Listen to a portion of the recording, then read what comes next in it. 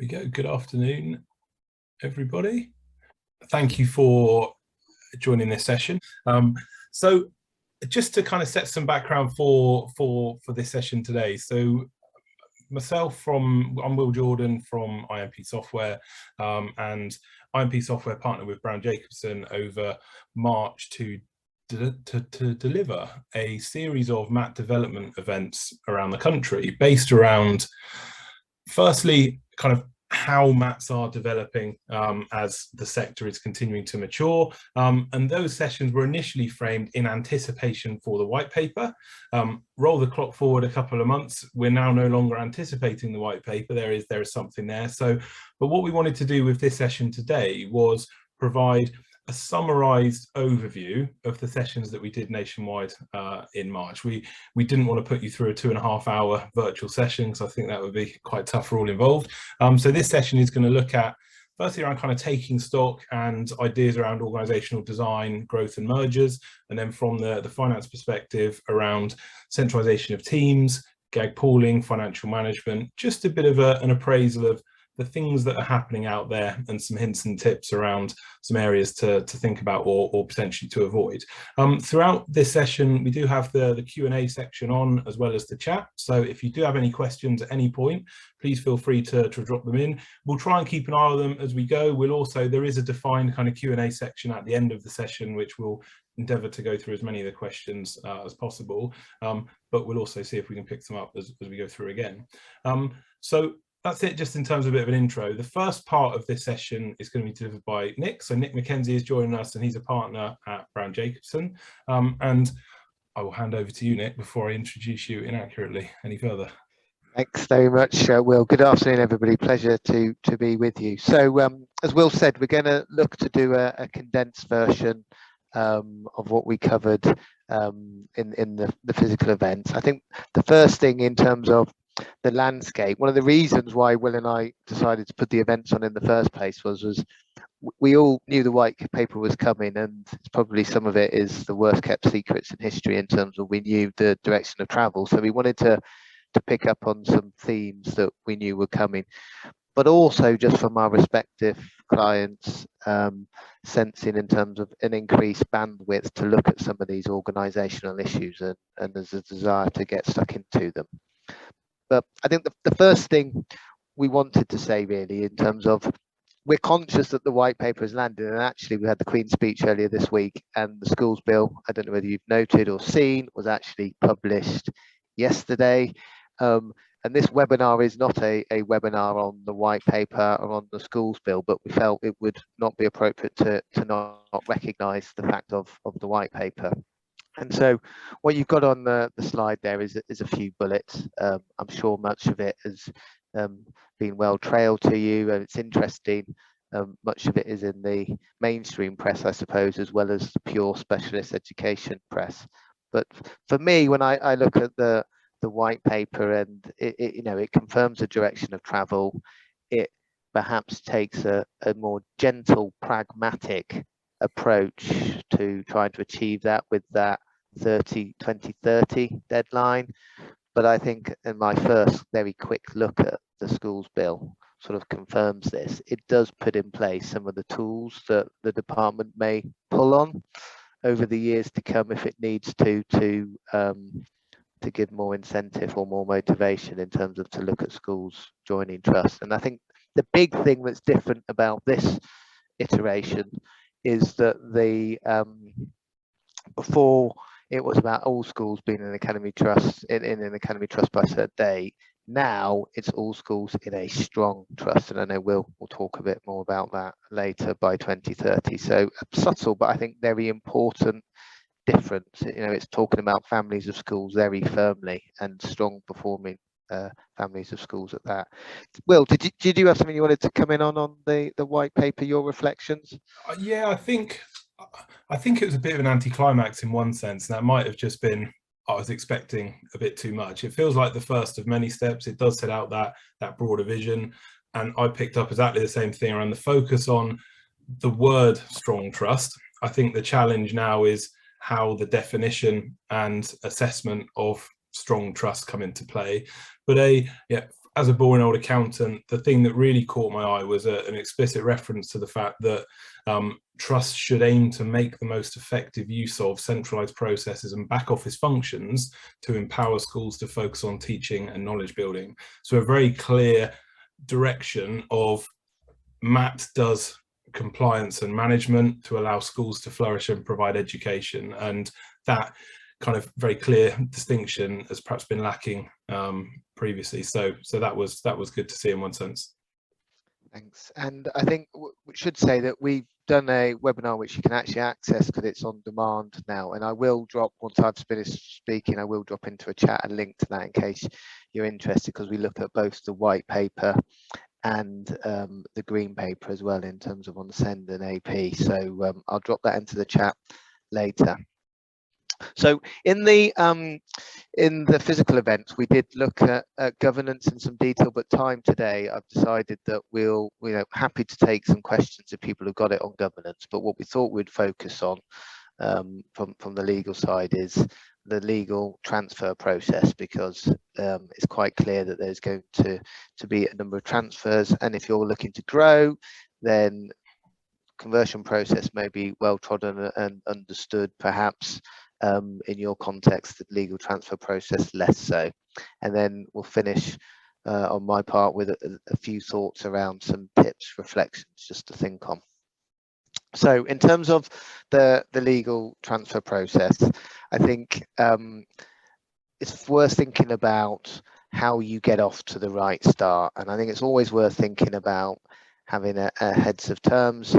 I suppose a good heads of terms is short enough that it doesn't take so long to negotiate that you wonder why you're even doing it, but it's long enough that it actually answers some of the questions down the line of why you were looking to do it and what you're getting to achieve. And I think it's very easy to see heads of terms as a legalistic document that just is setting out the basis, but for me it should be actually used to set out your aspirations, what you're hoping to achieve, and capture that. And it can be part of just that dialogue of getting to know each other and to explain and set out and have agreement as to what you're looking to do. So the sorts of things that would go into it would be covering timescales. You would be clearly covering what governance arrangements that you were looking to put in place, and you might well set out what you're going to do on timescale. So I agree, a heads of terms document may not be rocket science, but as often it's sometimes the value is in creating it and creating it early to just build that knowledge and confidence that you're on the same page and you're looking in the same direction. Confidentiality agreements sometimes can get wrapped up in heads of terms, sometimes separate, but I think, since the advent of GDPR, we're all more acutely aware of the importance of safeguarding our data, and it is just important, whilst it may be assumed, just to have that covered off. So perhaps not necessarily exciting thing to put in place, but it is worth getting one in place before you're sharing information that you would rather not get out in the public domain. So I think we'd definitely recommend looking to put that in place. As I said, it could be combined with the heads of terms. In terms of what would then happen once you've got through the stage where we want to come together, from a corporate commercial perspective, there would be a transfer agreement. So for those of you very familiar with conversions, that would be in what in conversion language is called a commercial transfer agreement. So that is the document that would deal with the transfer of assets and liabilities, and the basis of that would depend on the context. So a standalone trust joining, then it would be all assets, all liabilities going in, for example. And it may cover off some specific arrangements. If you've agreed about seat on the board or some changes there, you might put something in that document too. But in the corporate realm, you might also be looking to change the name of the Academy Trust. So if it's like a genuine merger where you've got two entities coming together and you're creating a new culture as a brand new venture, you'll be using one of the Academy Trusts most likely, but you'd need to put in place new articles, new members, new board, and then there may be terms of reference, schemes of delegations, etc. that go through that. From an employment perspective, it would be quite similar to a conversion. So clearly there would be a HUP process. Interestingly, sometimes in the early stages on conversions, we talked about TUPE consultation, where actually you weren't really consulting because you weren't making any changes. It was largely information giving. Here it's possibly a lot more likely that you might need to consult on some few changes. So, you know, measures are possibly a bit more likely in this scenario. Although trusts that grow through academy conversions, I think, have increasingly taken measures and consulted as they join, because you don't want to be constantly reinventing the wheel when academies have joined the trust. And then clearly you'd need to think about what you were doing in terms of the leadership structure and new appointments going forward. That will depend vastly on the context, but these are all things that you need to think about. In terms of the funding agreement, what you basically would be doing is updating. So the funding agreements, if you're a standalone academy trust becoming a MAT, then you'd swap your existing funding agreement for a master funding agreement and then a supplemental, and then every school that joined would get a supplemental. If you're an existing MAT, then there's a reasonable chance, depending on when you last updated your documents, that the department would use the transfer process as a way of asking you to update all of your academies to the latest model document. So that's something worth bearing in mind, because if you've got some old funding agreements in the trust, you're going to come under increasing pressure to adopt the latest model funding agreements when schools join. In terms of the property, you're going to, even when you get consent to the actual academy joining, you're still going to need a separate consent using Form M from the ESFA for the land transfer, because of the restrictions on academies about dealing with land. So for a freehold property, you'd have a transfer deed. Then the leasehold, which would probably be the vast majority, it would be transferred through an assignment of that lease. If you've got a model 1-to-5-year lease from the local authority, then it's unlikely, but you'd need to check whether you need consent from the current landlord, but it's not, you know, it's not always the case. Third-party leases probably do need consent in some of those situations, and they need to be assigned as well.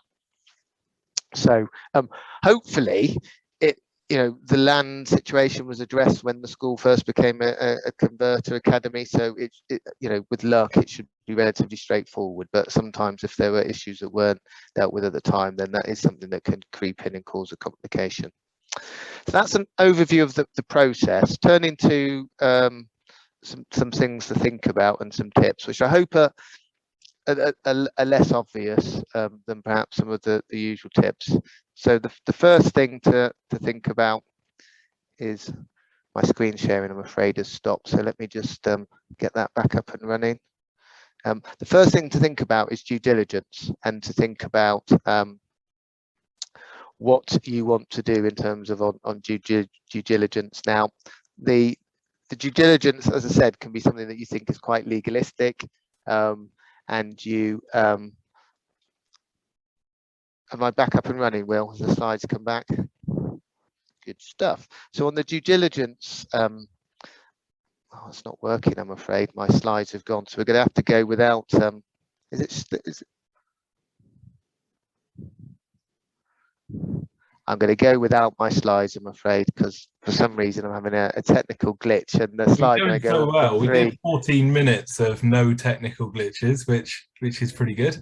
Yeah, I'm normally all right with my tech as well, but so for me, the due diligence is thinking about the sort of the 5 whys. So when are you doing it? What are you doing it for, etc. And I think the key point I would make to you here is, I think thinking about due diligence in 2 stages is well worth doing. So for me, thinking about what is my red lines, because that's what you do in stage 1. Because as we all know, with these projects, you get a momentum, and it gets quite hard to go back from there. So I think having a 2-stage of what are the 3, 4, 5 things that we really need to understand to be comfortable, that would be deal breakers, would be red lines.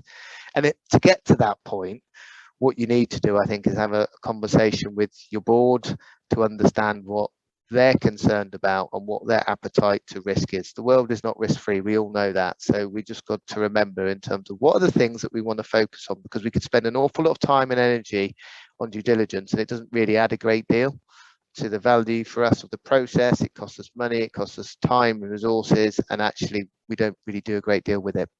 That's the first thing I'd say on due diligence. The second thing is the due diligence shouldn't just be all about risk. It should be about understanding the opportunity. It should be about helping you plan for the implementation and going, well, okay, so we now feel like we understand better. We can start to create those implementation plans, because it's tempting to think of the transfer process as you know, when it finishes, that's the end. But the reality is, as we all know, is it's the start. So the due diligence can be a really good way of building relationships, but also understanding about what that first 2 terms plan needs to look like to actually implement the organizations together.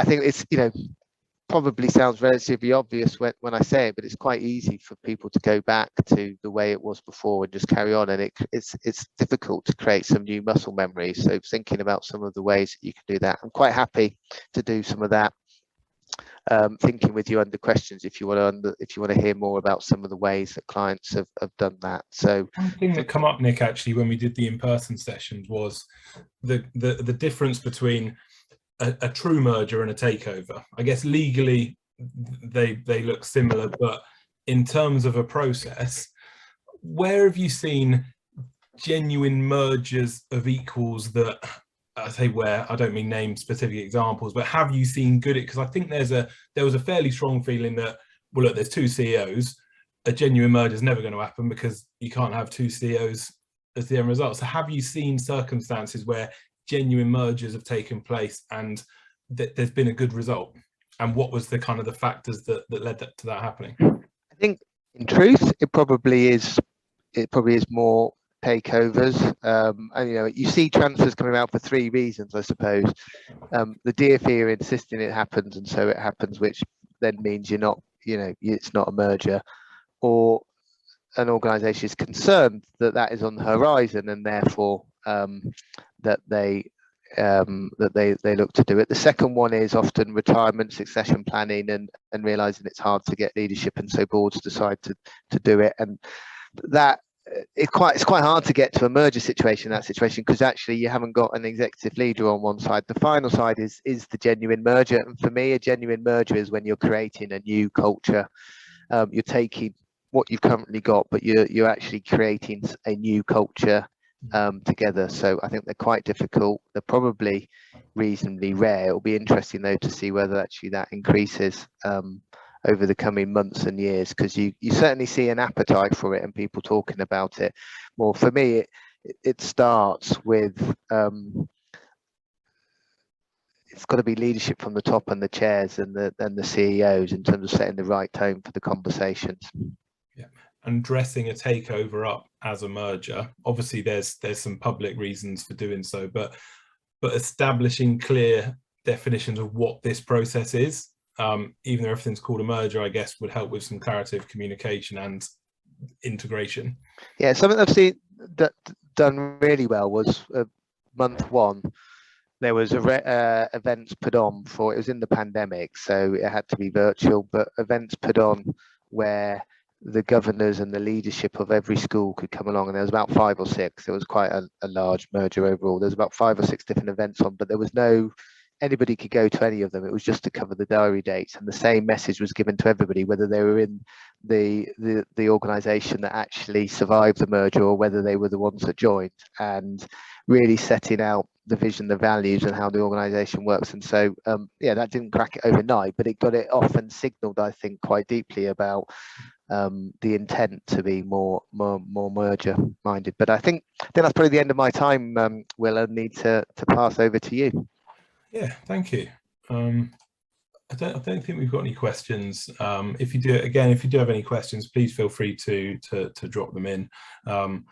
I've got some ones that I remember from the in-person sessions that we'll get to at the end if we need to, but it would be good to have your questions if they crop up throughout this. So thanks, Nick. So can you see my screen now? Yes. Okay, great. Let me get my slides up. See, I'm from a software company, so I've got no excuse for technical problems, so yes, I'm feeling the pressure right now. Okay, so I'm going to rattle through the session that we did, and it's ultimately, what are MATs doing as they mature? What's the general direction of travel we're seeing for trusts as they grow? And this thing, gag pooling, what's it all about? What can it look like? What does it mean? What isn't it? And some work around that. I'm not going to do session outline. One thing, just to introduce IMP, I guess everybody's heard of Browne Jacobson. I guess little old IMP, less so.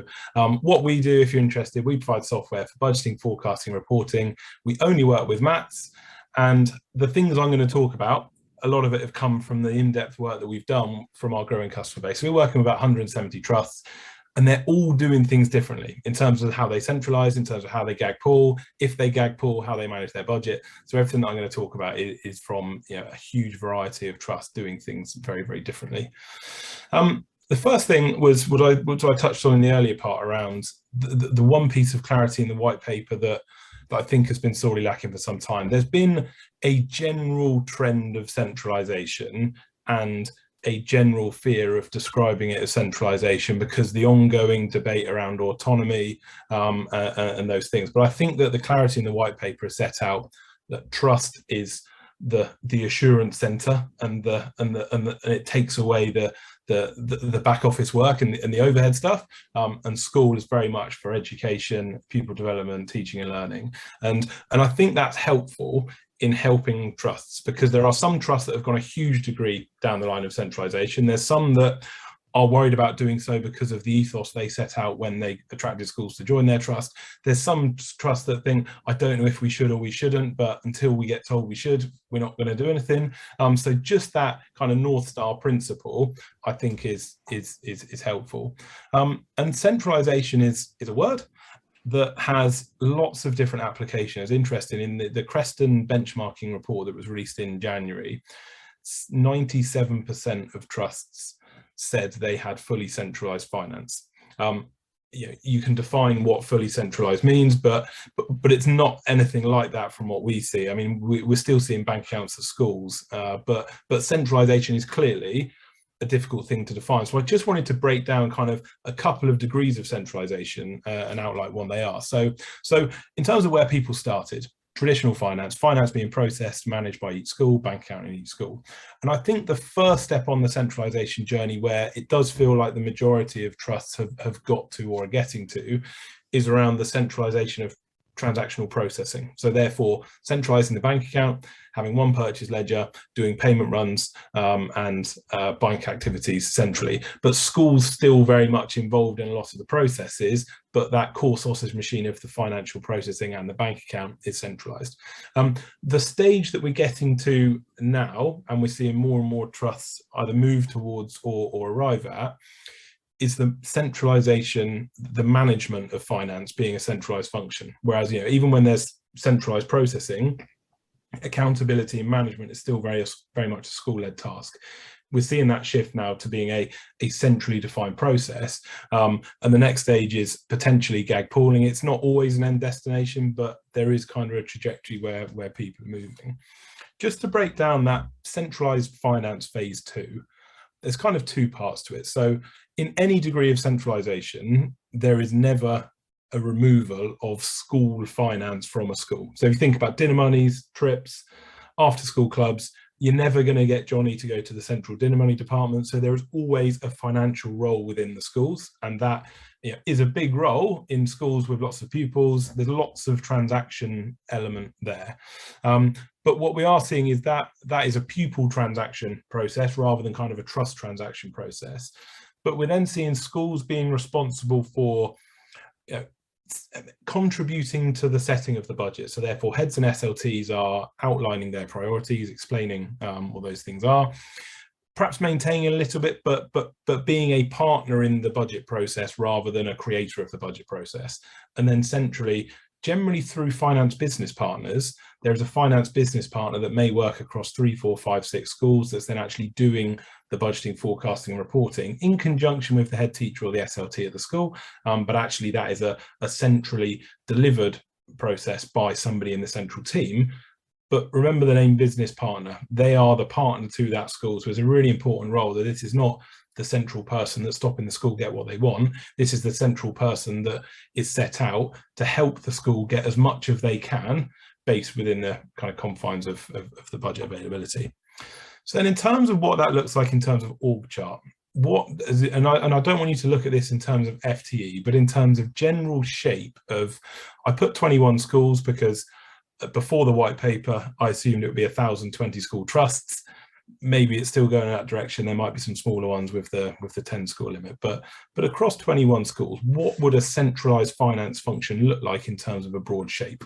So CFO, a number 2, but then the business partnering function is the function that is doing the budgeting, forecasting and reporting, that financial management piece there. There is then a compliance function, statutory reporting. There's generally a techie, a systems accountant or an analyst, the techie person that does the integrations and the clever spreadsheets. And then there's the transactional processing team with purchase ledger, sales ledger, and those sorts of things. But none of these are school roles. So therefore the school element beneath this is dealing with those student transactions there. I did get some quite firm feedback when we did one of these sessions in Birmingham, the very first session we did around that's just not affordable if I've got 21 primary schools, which is a fair point. So therefore a trimmed down version of that general centralized function, again, not saying anything around what's the right level of FTE or anything like that, but you're probably going to lose the number 2 and you're probably going to lose the system techie, but that broad shape of business partnering, compliance and transactional processing are kind of the 3 threads that we'd expect to see in that. And that is kind of just a bit of a snapshot on centralization. The next part is gag pooling. And I think the biggest problem with gag pooling is it's got one term, gag pooling, lots of different applications, and all of our customers that do gag pooling do it in a very, very different way. And therefore people have opinions about I like or I dislike gag pooling, but in reality it's difficult to do that because there might be versions of gag pooling you do like, there might be versions of gag pooling you don't like. It in itself is a concept rather than a thing to have an opinion about. And my definition of gag pooling is it's just financial management. It's a different way of doing it. I guess there's some technicalities around when you detach the expenditure from where the funding goes, that's gag pooling. But what about top slice? What about SCA? Those already do those things. So is that really gag pooling? Yeah, yes, probably. So gag pooling is not necessarily a thing, but in terms of how much we're seeing this happen now, we're seeing a bit of a sharp uptake. So this is Creston benchmarking. It did take a slowdown, 2020. I don't know if something else was going on globally there. From the work that we've done, we're getting kind of 33% saying they're doing it. And in terms of would you like to adopt gag pooling, the yes and don't know has kind of increased a bit. But the interesting thing for us is when we did this question a couple of years ago, the people that were actively against gag pooling was a much higher percentage, over 50%. So there's certainly been a softening and a change in general perceptions to gag pooling. And just to kind of outline why people are introducing gag pooling, there's lots of different reasons that could lead to it. The first one is just around leveling the playing field. If you've got schools in different local authorities that get different funded amounts, that might be unfair, and it's difficult to hold them to account on an equal basis if their funding agreement is different. Another one is I've got lots of small schools, lots of rural small schools. Losing a special needs pupil or a pupil premium pupil is a really big hit on a school with 30 pupils. Actually, we can manage this across 10 or 15 pupils. We can manage those peaks and troughs and manage those risks a bit easier as a group. Equity of offer. We've got some trusts that say, well, my big schools can afford specialist music resource, my small schools can't. For us as a trust, what we're all about is bringing up the minimum standard for everybody, so everybody in our trust has the same opportunities. And the only way they could provide equity of offer was to gag pool. Aligned accountability, this particularly prevalent kind of since and during the pandemic. I think there was a fairly stark realization that ICT strategies were inconsistent, variable in quality, potentially non-existent.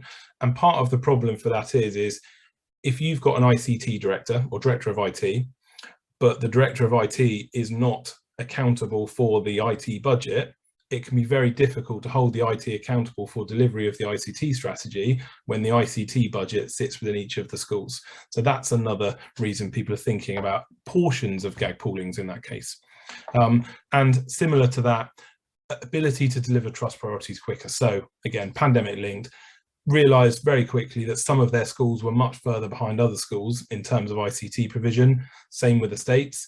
If they had to rely on the schools' in-year budgets to bail them out of that, or to get them to a good place, it would have just taken too many cycles. So therefore, pooling their funds allowed them to help different schools at different times with things that just wouldn't be able to be done. But as a trust, they can all move together better. And the phrase that I've heard on this is a rising tide rises all ships. I don't think lifts all ships. And that's something that people have been thinking about gag pooling.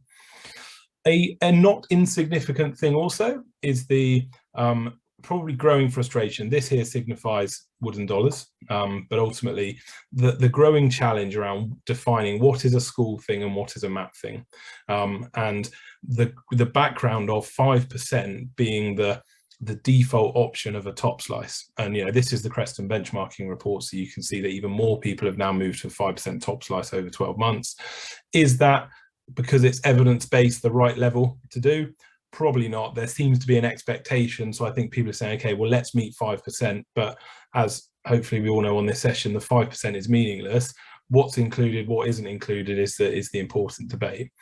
But the overriding thing we got from our research, and we'll be publishing something over the summer around this, is that 95% of all respondents, so these are CFOs, CEOs, COOs, said collectively that if we were able to centralize more of the operations or the funding and introduce gag pooling, we could be a more effective organization. And I think that was a start point that people are moving towards 5%, yet actually people think if they didn't have to worry as much about that, they could be a more effective organization. But ultimately, the summary slide that I'll finish on is that gag pooling is not the thing to focus on. The thing to focus on in all cases is the fact that how does gag pooling or not contribute to your ability to add value as a multi-academy trust? So the thought process that people are going through and the research we had was people that wanted to do gag pooling but felt they couldn't said, if we do gag pooling, no schools will want to join us. When we asked that question to the trusts that are doing gag pooling, we asked them, do you see gag pooling as a positive, neutral or negative factor for schools looking to join you? It was over 70% was positive or neutral. So therefore, gag pooling is not the thing that puts schools off. It's how that feeds into the overall trust vision and strategy. So if your vision and strategy is to give an equal opportunity to every one of your students, gag pooling might fit.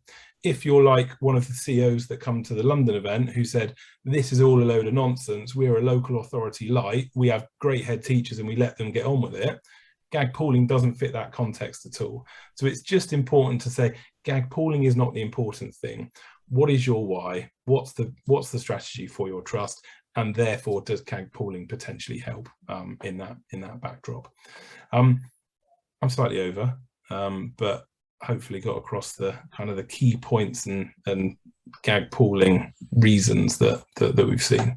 I think we're still waiting for some questions to come in terms of on the chat or the Q&A if you do it. I've got a question for you though, Will, in terms of while people get their fingers warmed up, and it was interesting what you were saying at the end there about gag pooling, because I was there thinking that I suppose there's a couple of things that I thought was interesting about it. Isn't the driver, that 70% in terms of as a positive thing, but equally that sort of race or sort of confirmation bias. Well, everyone else is doing 5%, so that's the rate we should be doing, and then we can't differentiate. I think about years back in sort of the governance sort of sphere, when MATs were first sort of starting to grow and develop and people getting used to them. Earned autonomy, I think everyone on the call will probably remember those phrases. It was all looking at the schemes of delegations and what was going there, and you could see there becoming a whole industry is probably the wrong word, but a whole dialogue going on where you could go in a rabbit hole talking about this stuff. And how, I suppose, what tips would you have for trusts that are talking to others, join them to have a sensible conversation and get into the areas you were advocating there? I think it's really about developing the conversation so it's not seen as a procurement exercise.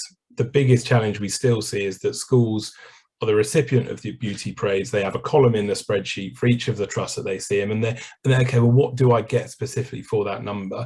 And actually be brave and push back on that and say, this is nonsense. This is not what this is about, because it's ultimately a school joining a trust is a marriage without divorce.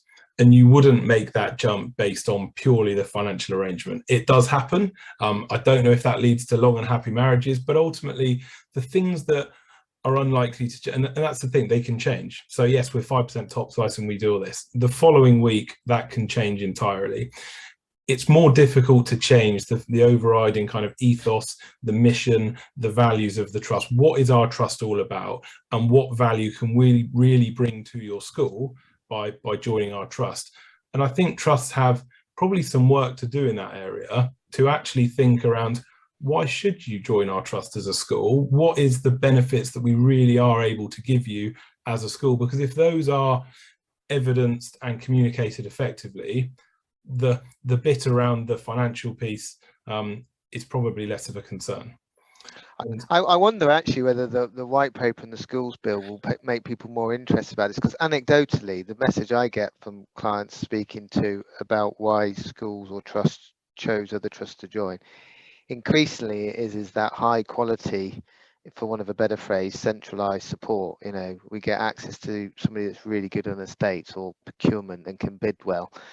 And with the direction of travel about this concept of strong trusts, and the DfE potentially having intervention powers that more closely aligned to effective financial and other management of trusts, it could be quite interesting to see actually people be increasingly interested in this being a real plus point actually in terms of moving to that journey you were starting your comments on in terms of that type of function, centralization. Yeah, I think that, yeah, part of the challenge is a sales and marketing one. You know, if you need to grow or you want to grow to deliver your strategic goals, there are other trusts in your areas with similar strategic goals and ambitions. So you need to think about what makes you good as a trust, and you also then need to communicate that in a way that people buy into. And I think what's interesting is you need to define your customer. And I know these are really uncomfortable terms when we're talking about multi-academy trust, but if you're going back to kind of sales and marketing principles, which for me as an accountant, I also find really uncomfortable, but ultimately you need to define what type of school you are good for. And if that answer is no, we're equally good for absolutely everybody, that's a more challenging proposition to communicate than we're really good for special schools in this area with heads that are in their first 10 years of experience, or whatever that specific is. And the flip side of defining the schools that you're good for is actually communicating the schools that you're not a good fit for. And thinking about those things can really help sharpen your ability to communicate, because you're communicating specifically to people in a particular context rather than, hey, we're great for everybody come and join us. That's quite a difficult thing to communicate. I think tying that back into the comments I was saying on the due diligence as well, I think it's quite helpful to articulate what benefits that you think you will get from joining together, because if you don't do that, how do you know whether you're actually unlocking the benefits? And we all know human nature, as it were, you sort of can retrospectively retrofit, well, this is what we said we were going to do and it's a great success, isn't it? Yeah. Whereas if you're bold enough to identify some of those things and actually sense check them at the 6-month mark, the 12-month mark, it's not that if you haven't done them that it's failed. It could just help you re-energize and refocus to make sure that you do genuinely deliver against them. Yeah, well, we've done something similar actually internally at IMP, and I'm not going to draw parallels between little old IMP and big, vast multi-academy trust, but we had a process where we defined our values, because we're really keen to kind of keep the culture that we have as we grow. And one of those things we thought, well, we've set out the values we think as a management team, but let's actually see if the team associated those values with what's currently happening at IMP. Because if everyone says, yeah, that's an IMP value, that's an IMP value, fantastic. But if they say, well, no, that's not happening at all, then we can say, well, let's do some work, because that's a value we really believe in. And actually we need to do some work to make sure that that's something that really happens in the organization. And it was a really useful exercise for us, because there were some things that we thought were our values and this is what we defined, but actually it wasn't the reality, and that helped us as an organisation. Still got no questions. Do you think the question box is working, Nick? I don't know, or they just like us chuntering onto each other. Yeah, I'm more than happy to. There was a comment earlier, I hadn't commented on it, about I will be sending my slides over to Will and his team, so you will get those slides at the end. One question, and this is going to be a speculation question rather than anything else. How are they going to get to all academies and strong multi-academy trust by 2030? I know this is a massive question, but kind of practically, how do you see it unfolding? This is definitely pure speculation. Thought I put you on the spot. This is what happens with no questions, so that's probably not encouraging other people to ask questions, though. I think it's a bit like a sort of funneling effect, and sort of moving, and clearly we've reached a tipping point in secondaries in terms of adopting academy status, and nowhere near it in terms of on primaries. And I think I see the white paper as giving a clear steer, but we haven't had that policy steer for years. So I think it's a clear steer, and I see it planting some levers that the DfE can pull on incrementally over the next few years to try and create the momentum if it feels like it's slowing up. But interestingly, and I know people have different views as well, I thought it was fascinating that the department, they did the research last year about academization and the impact, and they published alongside the white paper some research about the benefits of families of schools. And so it does seem that they're looking to win the intellectual argument, as it were, around that. But yeah, my take on it is that the messaging was softened, but I think there were some levers put in that can be used to do, because it's amazing in terms of, for example, when Ofsted started inspecting again, the amount of calls that we were getting in context about unhappiness and wanting to perhaps challenge. And I think some of those intervention powers, when people see them used in different contexts, so it looks like from the intervention powers from the white paper that in effect they're going to extend the coasting schools definitions. I think it's looking at human behavior and sort of change management perhaps a bit, into the sense of if we expand that definition a little bit, actually it'll have a wider impact on convincing people to seriously look at it. And I think the real challenge, and this isn't me advocating it, but I think the real challenge out there, and I hope some of the people on the webinar will find it helpful in terms of some of the comments you were sharing, is actually having the story and communicating your approach, because the reality is time is options, and the closer we get to that 2030, if you're seriously interested in developing a strong trust, your opportunities to do that are going to diminish naturally. And I don't say that other than recognizing what I think is just the blind in the obvious. So I suspect, whilst 2030 may seem a while away, I think the thinking that actually for a lot of people it will create some momentum, and once you get some momentum, a bit like rolling stone gathering moss, it sort of picks up speed. Yeah, and I think there was that almost the passing of the baton to say, here you go, Matt Sector, we've set out kind of a broad outline, but there's a lot on you to become a strong trust and therefore communicate the benefits of being in your trust, and without enough of that happening, the 2030 outlook kind of objective is not going to happen. So it did feel that, and I think that evidence piece, they was it before Christmas, there was lots of good stuff happening in the sector, but there was not enough good stuff happening in the sector, which makes sense because there are trusts, a lot of trusts to date, with the evolution of the sector, that have had to build the plane as they fly it.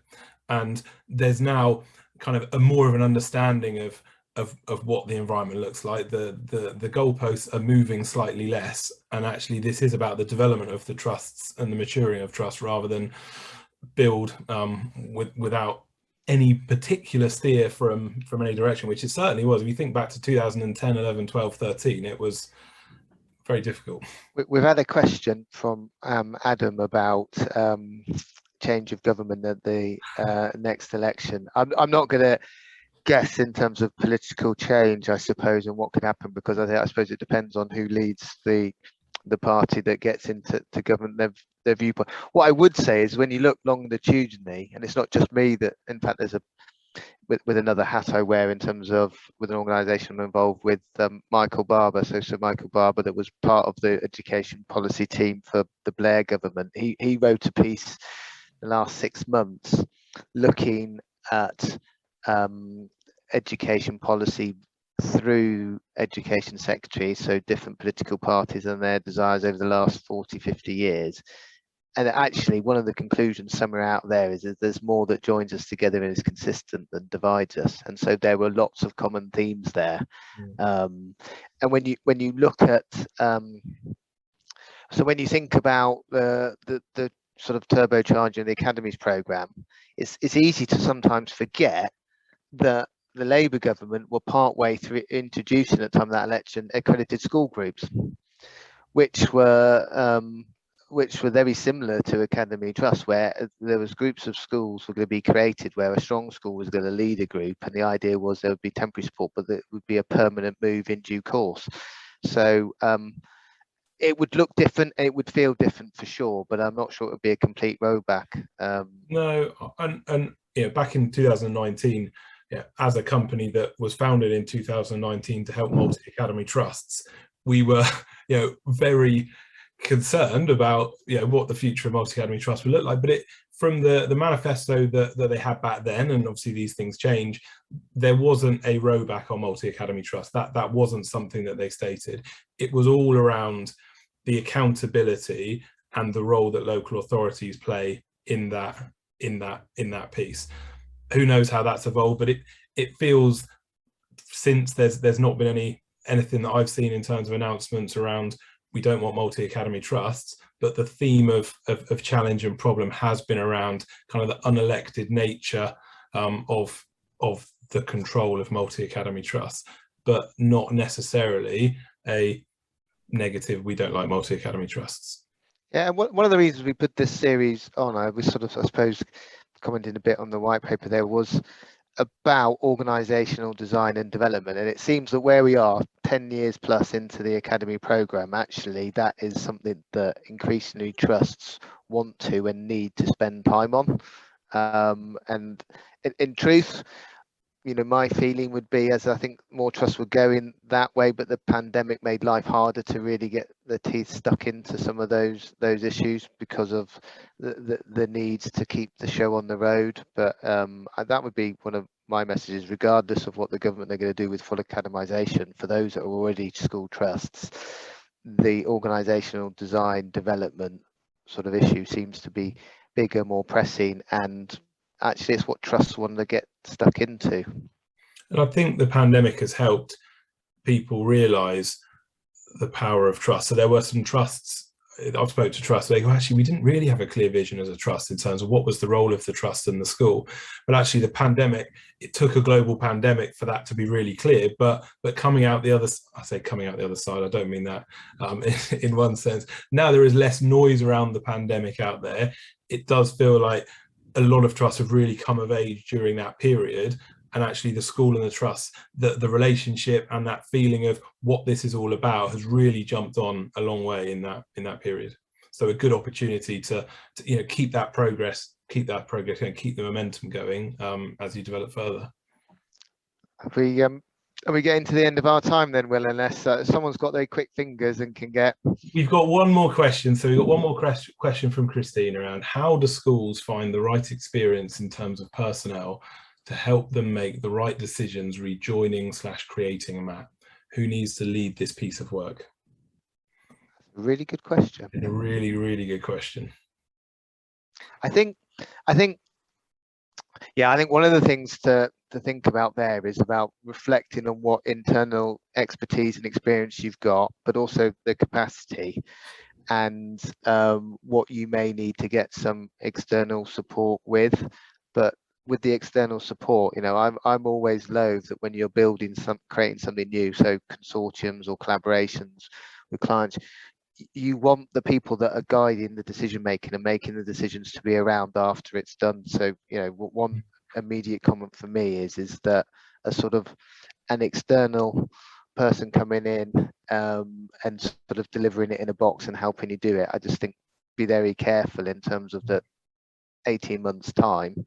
You go, why did we make this decision again? I'm sure it was a good reason at the time, but there's no memory, and the person's not there because it was there was external help. And I think, interestingly, when we look at leadership structures for creating emerging mats, one of the things we do suggest people think about is having some form of, for want of a better phrase, executive director that is there, that may be on a fixed term contract for 18 months, 2 years, that is to help manage the change process and the integration process. And it is a very specific set of skills, and whilst people in the organization may be able to turn their hand to it, actually sometimes it may be worth getting some external support. So there's I think it's a really, really good question to ask yourself, Stone. There's some preliminary thoughts for me. What would you add, Will?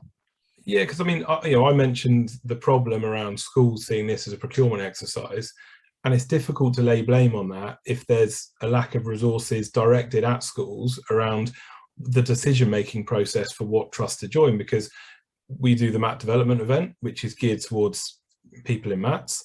And I know we've spoken about this before, Nick, haven't we, around, are there forums or areas that is the other side of the fence around saying, well, okay, as a school, these are the important things for you. And it doesn't feel like there's a lot of that resource out there. So it would be challenging as a school. I wasn't being derogatory by saying schools are seeing it as a procurement exercise, because actually the understanding of what MATs can add is lacking within MATs. So of course there's kind of a misunderstanding or a knowledge gap there within schools, and I don't see anybody occupying that space at the moment.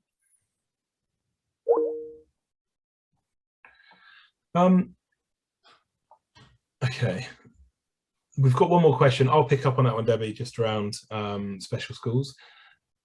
I think we are over the time by some time, so we should probably wrap this up. I will drop my email address into the chat, so I'm happy to, sorry to stitch you up here, Nick, because you can't really say I won't do mine. If you do have any questions specifically around kind of the budgeting piece or the forecasting or gag pooling or any of those things I talked about, I'm happy to help. And we will be sharing this recording, will be getting uploaded, and we'll share the slides as well. But thank you very much for taking your lunch hour. Never sure if it's 1 o'clock or 12 o'clock, but thanks for taking an hour out of your day to come to this. And thanks, Nick, for joining us as well. Yeah, and just to confirm, if people want to ping an email through to me, that's fine. I'm sure you'll be able to find it using your favorite search engine quite easily. I don't hide it. Yeah, and I just put the wrong email address in, so oh dear, you've had a IT glitch, Will. You were doing so well. Yeah, fantastic. Well, thank you very much, Nick. Thanks again, everyone, for joining us. Hope it was useful, and when we get to the weekend, have a good one. Thanks for joining. Cheers, everyone. Bye-bye.